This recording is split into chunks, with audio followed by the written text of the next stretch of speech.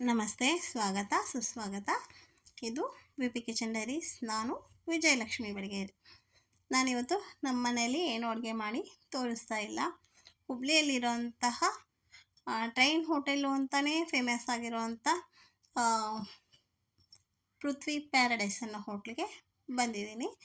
ಇದು ಹೋಟ್ಲ್ ಬಂದು ಹುಬ್ಳಿಯಲ್ಲಿ ಹೊಸ ಕೋರ್ಟ್ ಇದೆ. ಹೊಸ ಕೋರ್ಟ್ ಎದುರುಗಡೆನೇ ಈ ಹೋಟ್ಲಿದೆ.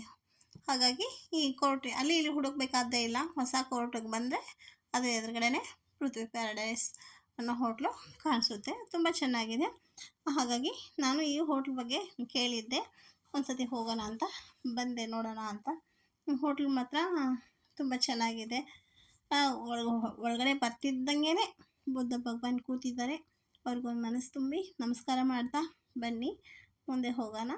ಹೋಟ್ಲ್ ಹೇಗಿದೆ ಏನಿದೆ ಎಲ್ಲ ಬರ್ತಾ ನೋಡೋಣ. ಹೋಟ್ಲ್ ಮಾತ್ರ ಕ್ಯೂಟಾಗಿ, ಶಾಂತಾಗಿ, ಹೈಜಿನಿಕ್ ಆಗಿದೆ. ತುಂಬ ಚೆನ್ನಾಗಿದೆ ಹೋಟ್ಲು ಕೂಡ. ಮತ್ತು ಅಲ್ಲಿರೋರು ಕೂಡ ಅಷ್ಟೇ ಪ್ರೀತಿಯಿಂದ ನಮ್ಮ ಹತ್ರ ಎಲ್ಲ ಸಹಕರಿಸ್ತಾರೆ. ಹಾಗಾಗಿ ನೋಡಿ, ಇವಾಗ ಇದು ಹೋಟ್ಲಿಂದ ಆಚೆ ನೋಡಿದ್ರೆ ಕೋರ್ಟ್ ಕಾಣಿಸುತ್ತೆ. ಈ ಹೋಟ್ಲು ಟ್ರೈನ್ ಹೋಟ್ಲು ಅಂತಲೇ ಫೇಮಸ್ ಆಗಿರೋದು.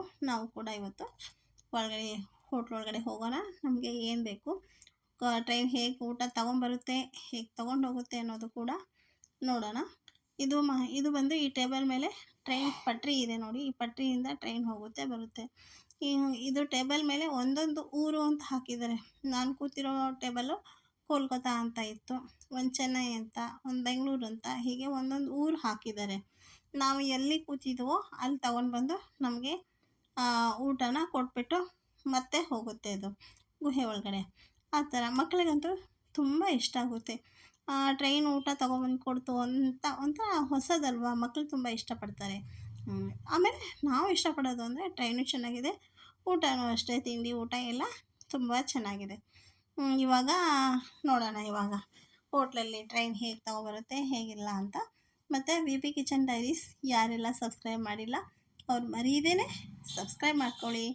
ಮತ್ತು ನೋಡಿ, ಇವಾಗ ನಮಗೆ ಒಂದು ಮೆನು ಕೊಟ್ಟಿದ್ದಾರೆ, ಏನೇನು ಬೇಕು ಅಂತ ನೋಡೋದಕ್ಕೆ. ನಾನಂತೂ ಒಂದು ಹೈದ್ರಾಬಾದ್ ವೆಜ್ ಬಿರಿಯಾನಿ ಅಂತ ಮತ್ತು ಡ್ರ್ಯಾಗನ್ ಪನ್ನೀರು ಅಂತ ಹೇಳಿದೆ.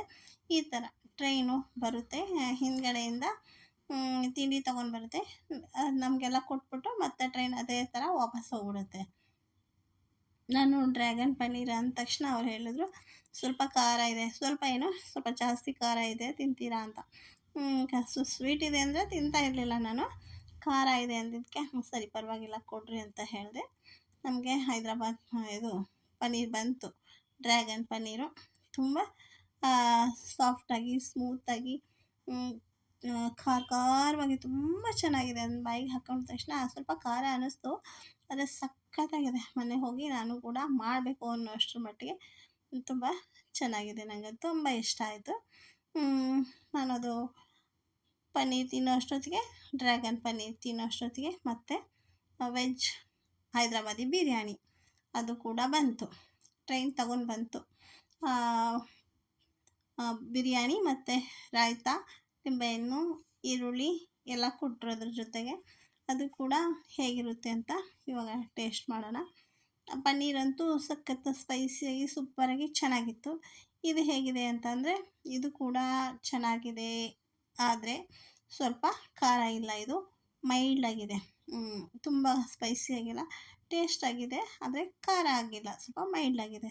ಅಷ್ಟು ಬಿಟ್ಟರೆ ಅದು ಕೂಡ ತುಂಬ ಚೆನ್ನಾಗಿದೆ, ಸಖತ್ತಾಗಿದೆ. ಊಟ ಕೊಟ್ಬಿಟ್ಟು ಟ್ರೈನ್ ಮತ್ತೆ ವಾಪಸ್ ಗುಹೆ ಒಳಗಡೆ ಹೋಗ್ಬಿಡ್ತು. ಈ ಥರ ಮಕ್ಕಳನ್ನ ನೋಡಿದ್ರೆ ಮಕ್ಕಳಿಗೆ ಖುಷಿ ಆಗುತ್ತೆ ಅಲ್ವಾ, ಟ್ರೈನ್ ಊಟ ತಂದು ಕೊಡುತ್ತೆ ಅಂತ. ಇದು ನಮ್ಮ ಫ್ರೆಂಡು ಅವರ ಫ್ಯಾಮಿಲಿ, ಇದು ನಾವು ಹೋಗಿದ್ವಿ, ಅವರು ಕೂಡ ಬಂದಿದ್ದರು. ಎಲ್ಲರೂ ಊಟ ಮುಗಿಸಿ ಮತ್ತು ಖುಷಿಯಿಂದ ಬಂದ್ವಿ. ಇಷ್ಟೊತ್ತರೆಗೂ ಸಹನೆ, ತಾಳ್ಮೆ, ಪ್ರೀತಿಯಿಂದ ನೋಡಿದ್ದಕ್ಕೆ ತುಂಬ ಧನ್ಯವಾದ.